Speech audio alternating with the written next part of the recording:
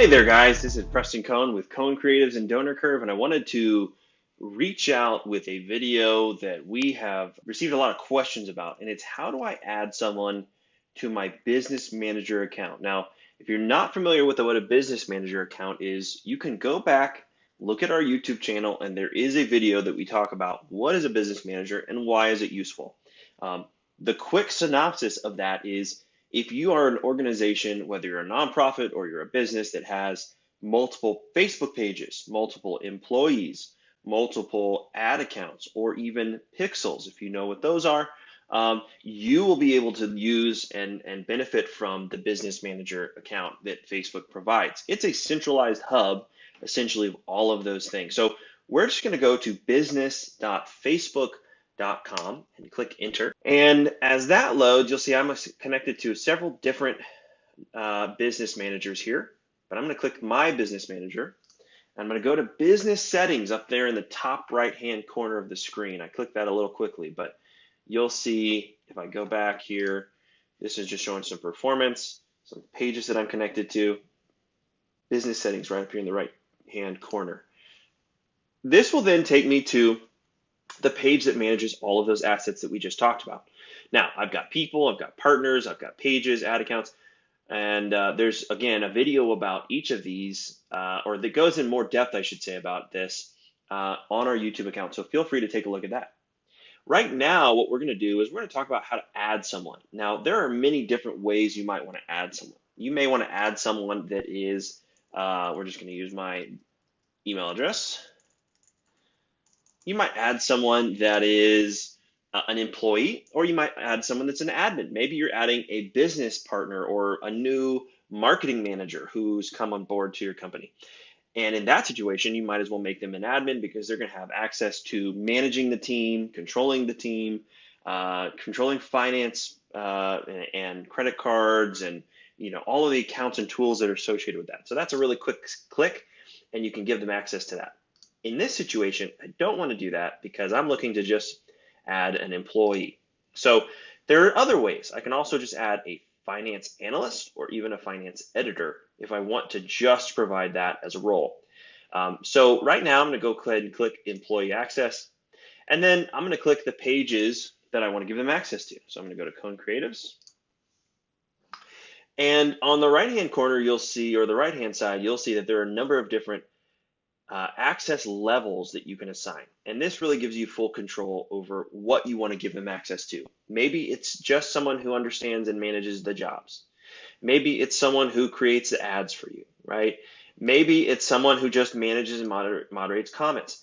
This is the way you can control it so that they don't have access to everything, especially if you're giving access to, let's say, an intern or someone who doesn't need access to everything. We don't want them to look at the ads and see what's going on there, see how much we're spending or where we're targeting, right? So those are things we're going to do. In this situation, I'm just going to, for example, publish content, and that would be just the Facebook page alone. Now, you also have an ad account, and the ad account is where you spend your money. That's where you actually have the ads running and everything else. So in this situation, again, I just gave this theoretical person access to post and, let's see, what did I do? Publish content on the page. Now I'm going to go give them access, but I don't really want to give them admin access. I don't want to give them the performance. All I want to do is I want them to just create the ads. That's it. I don't want them to do anything else.